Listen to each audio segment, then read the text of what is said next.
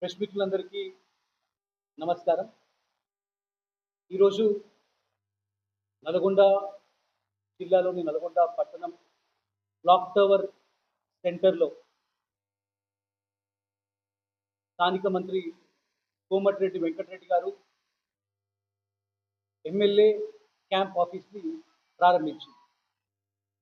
స్వాతంత్రం కంటే ముందే కోమటిరెడ్డి వెంకటరెడ్డి గారు పుట్టక ముందు నుండి కూడా అక్కడ అతిథి గృహం క్లాక్ టవర్ సెంటర్లోనే మరి అనేక శతాబ్దాలుగా అక్కడే మరి యొక్క అతిథి గృహం ఉన్నది.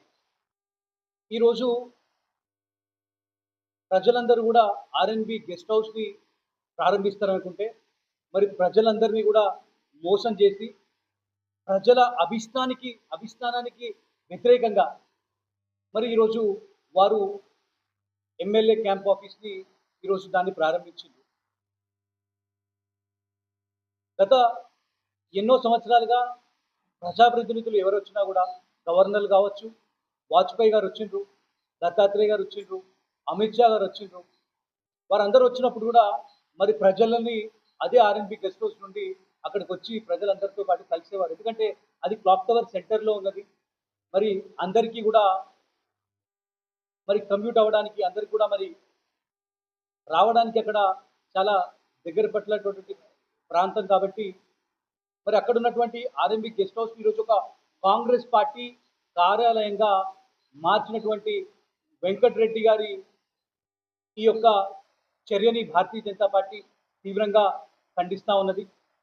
ఈరోజు ఈ యొక్క అతిథి గృహాన్ని నీ క్యాంప్ ఆఫీస్గా మార్చుకోవడం ప్రజలకు ఇష్టమైతే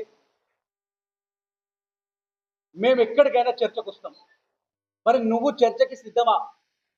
నల్గొండ జిల్లా ప్రజలు మొత్తం కూడా ఇది ఒక దుర్మార్గపు చర్యగా దీన్ని చూస్తూ ఉన్నారు. నల్గొండ ప్రజల ఆలోచనకి వ్యతిరేకంగా ఈరోజు మన యొక్క ఆర్ఎన్బి గెస్ట్ హౌస్ని కాంగ్రెస్ పార్టీ కార్యాలయంగా తన యొక్క ఎమ్మెల్యే క్యాంప్ ఆఫీస్గా పెట్టుకొని ఒక పైశాచిక ఆనందాన్ని పొందుతున్నటువంటి యొక్క కోమటిరెడ్డి వెంకటరెడ్డి గారి వీడియో కూడా మనం ఇందాక చూసినాము. మరి ముఖ్యమంత్రి గారు ఫోన్ చేసిందని చెప్పి 50 మంది లేరాడా, 5,000 మందికి భోజనం పెట్టినా అని చెప్పి కోమటిరెడ్డి వెంకటరెడ్డి గారు చెప్తా ఉన్నారు. ఈ యొక్క హెలికాప్టర్ మంత్రికి ఈరోజు నల్గొండ ప్రజల అభివృద్ధి, నల్గొండ ప్రజల ఆలోచన ఏ రకంగా కూడా వారికి అర్థం కావడం లేదు. ఎందుకంటే వారు ప్రజల మధ్యలో లేరు. ఒక్క రాత్రి కూడా వారు